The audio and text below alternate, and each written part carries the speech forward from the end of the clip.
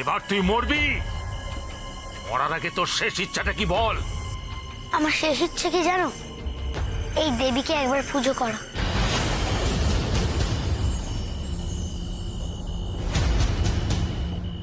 Police কিরে বালক, যে দেবীর ইচ্ছায় আজ তোকে বলি দিচ্ছি আমরা,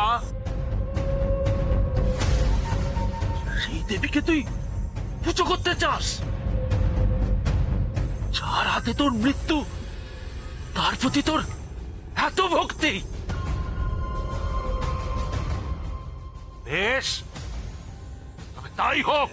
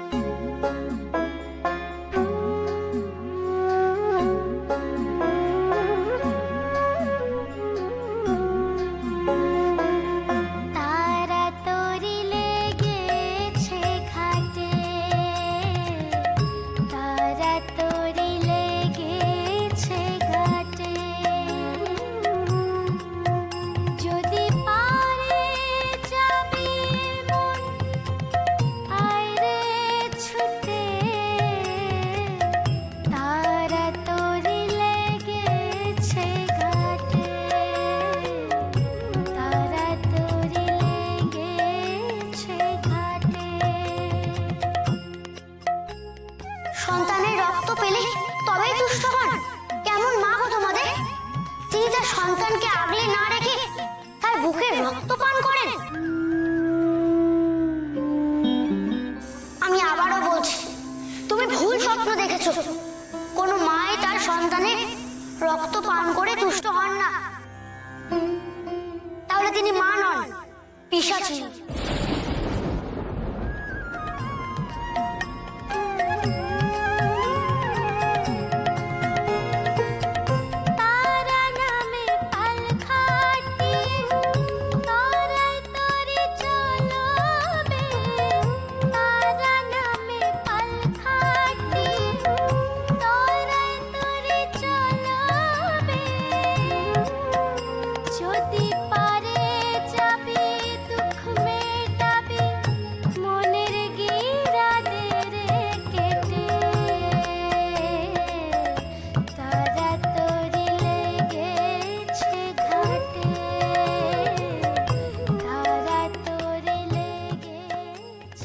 লোকনাথ, লোকনাথ, লোকনাথ, আস্তে আস্তে আস্তে।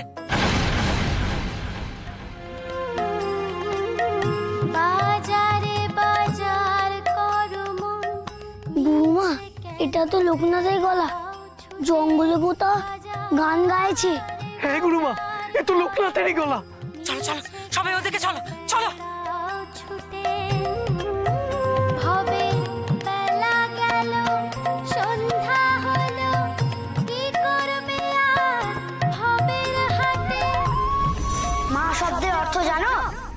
জানো না, অনেক দুঃখ কষ্ট সহ্য করে একজন মা তার সন্তানকে পৃথিবীর আলো দেখায়।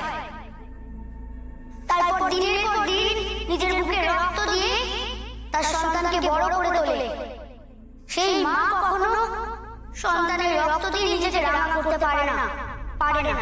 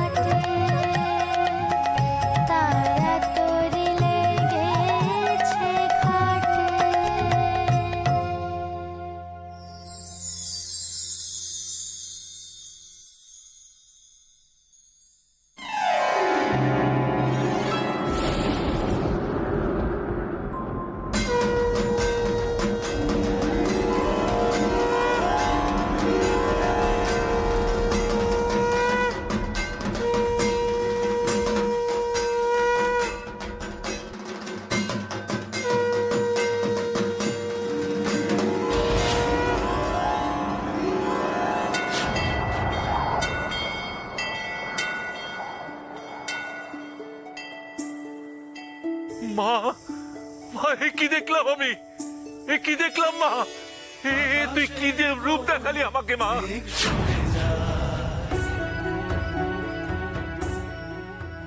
বাবা, বাবা, কে তুমি? লোকনাথ, লোকনাথ, লোকনাথ, লোকনাথ, তুমি ঠিক আছো? লোকনাথ, অন্নপূর্ণা কোথায়? অন্য দিদিকে ওদিকে ডেরায় বেঁধে রেখেছে। ওদিকে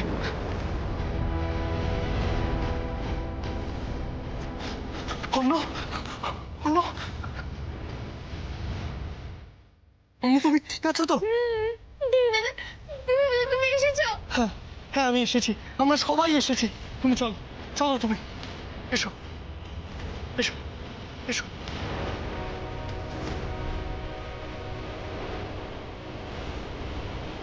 বাবা, বাবা, সত্যি করে বলো তো তুমি তুমি কে? আমি মা কালী তোমাকে রক্ষা করে কেন? আমিও তো তোমার মতো তার সন্তান গো, দেখলে তো মা সন্তানের রক্ততে তুষ্ট হয় না, হয় তার ভক্তিতে।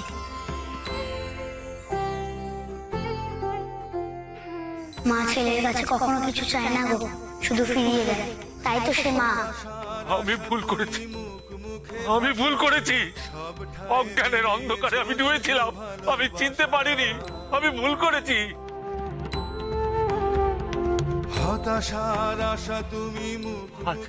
আজ এই ভালুক আমার চোখ খুলে দিয়েছে। আমায় আমায় ক্ষমা করে দে মা, আমায় ক্ষমা করে দে মা।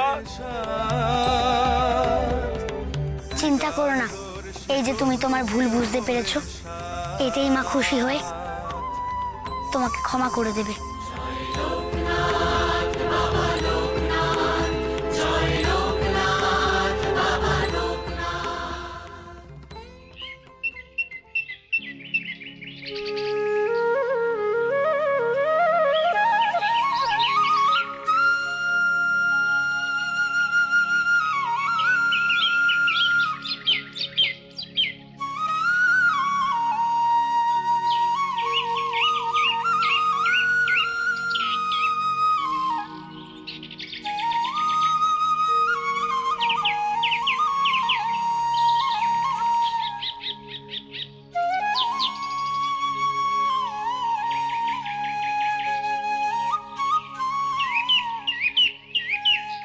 দিদি,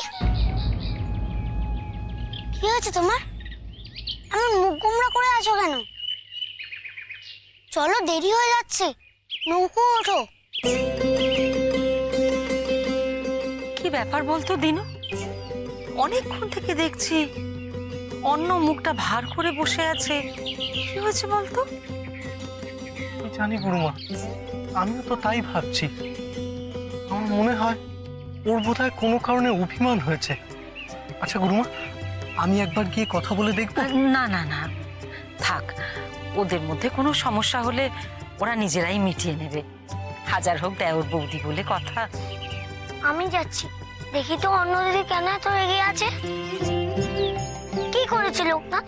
অন্য দিদির সাথে ঝগড়া করেছে? না না বাবা, আমি জানি আমার বন্ধু কোনো দোষ করতে পারে না। হ্যাঁ বেনি, সেটা তুই ঠিকই বলেছিস। দেখ, লোকনাথ জেনে বুঝেও কোনো ভুল কখনো করে না।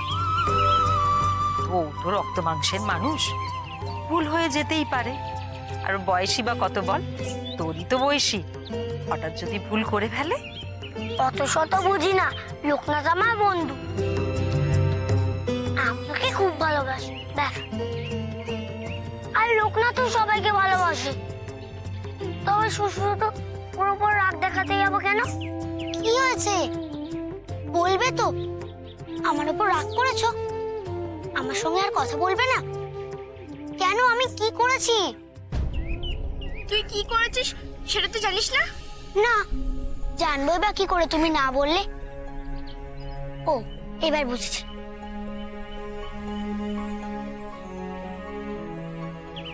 আমার কি তখন কষ্ট লাগেনি? কিন্তু কি করবো বলো, আমি কি আর জানতাম ডাকাতরা আমাদের দুজনকে ধরে নিয়ে যাবে? জানলে কি আর। জানতিস, তুই খুব ভালো করে জানতিস যে ডাকাতরা ওখানে আসবে। হলে অত গভীর জঙ্গলে গিয়ে তোকে কে ধ্যান করতে বলেছিল? বল বল, কে ধ্যান করতে বলেছিল?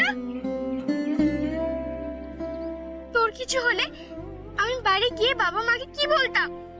তাদের কি কখনো মুখ দেখাতে পারতাম? কি করব অন্য দিদি, ধ্যান না করে যে আমি থাকতে পারি না। আর তুমি তো জানো দিদি, একবার ধ্যানে বসে গেলে জগতের বাকি সবকিছু মিথ্যে হয়ে যায় আমার কাছে। আমি কি ইচ্ছে করে ওই গভীর জঙ্গলে গেছিলাম নাকি? ধ্যানের জন্য উপযুক্ত জায়গা খুঁজে পাচ্ছিলাম না, তাই ওই নিরিবিলি দেখে। হ্যাঁ, নিরিবিলি দেখে। তাই তুই ওই জঙ্গলি ডাকাতগুলোর সামনে গিয়ে ওদের দেখিয়ে দেখিয়ে ধ্যান করছিলিস। ভুলে গেলে কি করে? তোর কিছু হলে আমাকে মরতে হতো।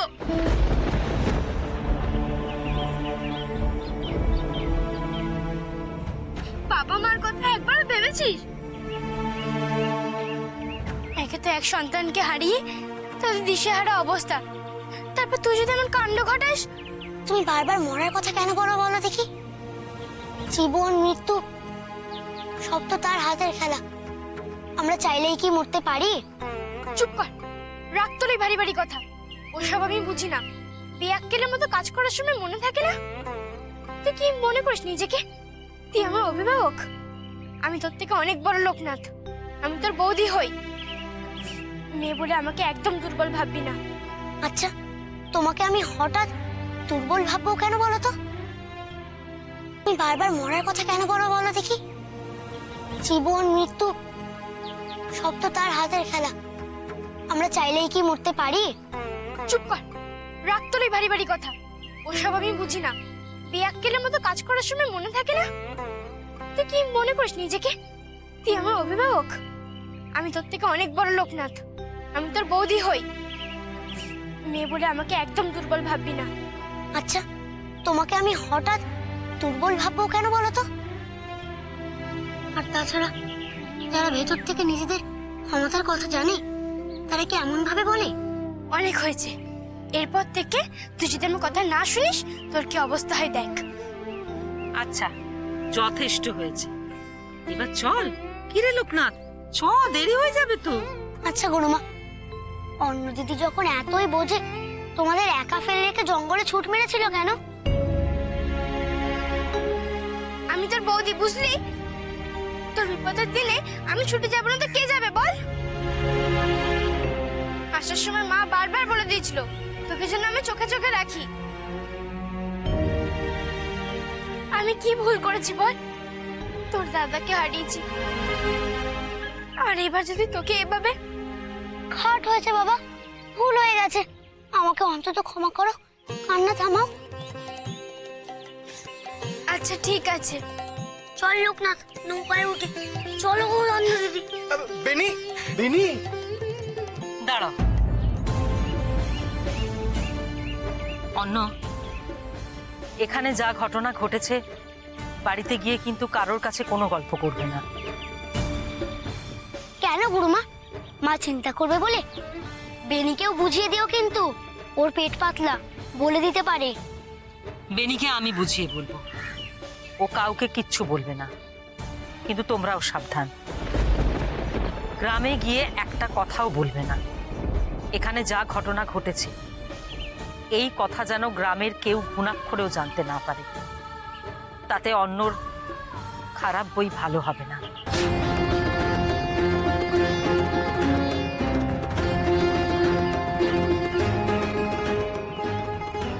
অন্য, লোকনাথ, তোরা তো শ্রীরামচন্দ্র এবং সীতা মার গল্প জানিস। সীতা মাকে অগ্নি পরীক্ষা দিতে হয়েছিল কেন? কারণ রাবণ তাকে ধরে নিয়ে গেছিল। কিন্তু দুষ্টু মানুষেরা সীতা মার নামে কলঙ্ক রটিয়েছিল, তাই শ্রীরামচন্দ্র সীতা মাকে অগ্নি পরীক্ষা দিতে বলেছিলেন। লোকনাথ, সব সময় খেয়াল রাখবি তোর অন্য দিদির সঙ্গে যেন এরকম কোনো ঘটনা না ঘটে।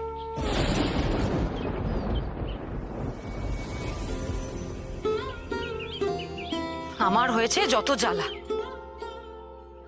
না আমার কথা কেউ শোনে, না আমার খেয়াল কেউ রাখে। যত চিন্তা আমার। চিন্তায় চিন্তায় একেবারে জ্বলে পুড়ে খাক হয়ে গেলাম আমি।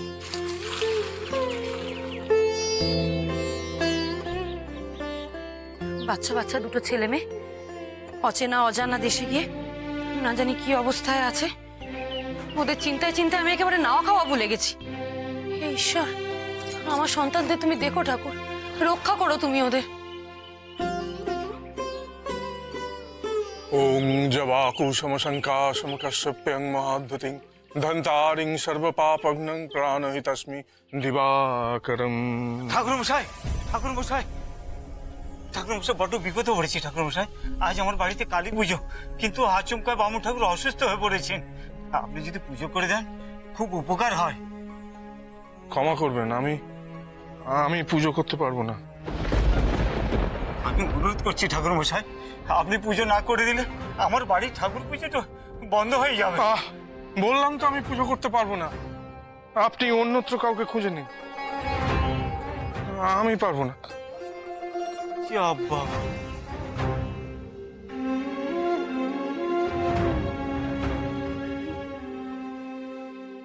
ওনার আবার কি হলো? কোনোদিন তো এমন ভাবে কারোর সাথে কথা বলেন না।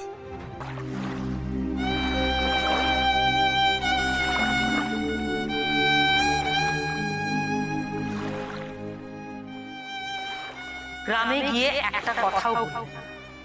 এখানে যা ঘটনা ঘটেছে এই কথা যেন গ্রামের কেউ গুণাক্ষরেও জানতে না পারে, তাতে অন্যর খারাপ বই ভালো হবে না।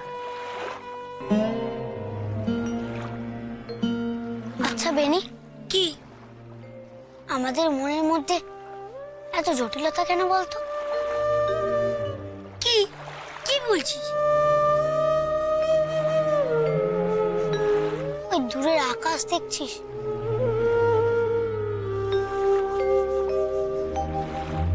পাখির ঝাঁক, গাছ গাছালি, ওরা কি তোর আমার মতো হিসেব করে কাজ করে রে?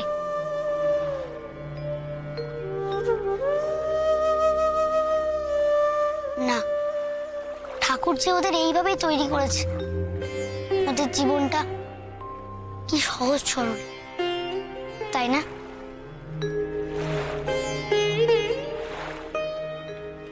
যত জটিলতা আমাদের মনের মধ্যে, জীবন আমাদের কাছে এত সহজ নয় রে।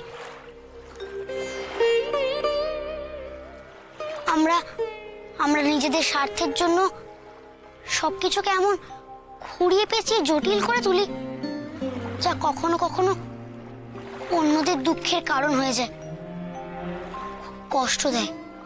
ও, কাল ডাকাতের দলরা তোকে আর অন্যদিকে তুলে নিয়ে গেল বলে ওরা তোদের খুব কষ্ট দিয়েছে বুঝি?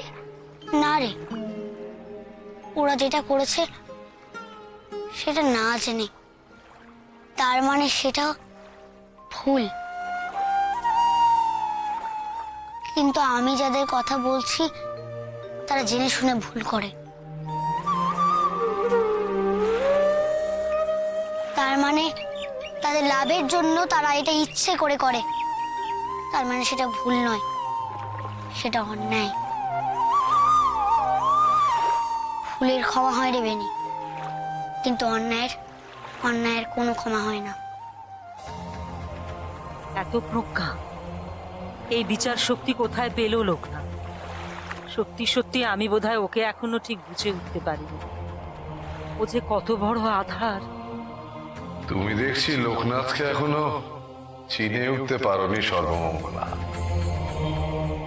ও হলো ভগবান শিবের একটা অংশ। এই জগৎ সংসারের ভার নেবার জন্যই ধরাধামে এসেছে। লোকনাথ এক বিশাল আধার সর্বমঙ্গলা। অনেক দায়িত্ব নিয়ে জন্মেছে ও। এই বিশ্ব ব্রহ্মাণ্ডের সকলের শোক দুঃখ ও ঘোচাবে। সত্যিই তুমি অনন্য। ভগবান তোমার সহায় হন। যে কাজের জন্য তিনি তোমাকে পাঠিয়েছেন সেই কাজ যেন তুমি সুসম্পন্ন করতে পারো।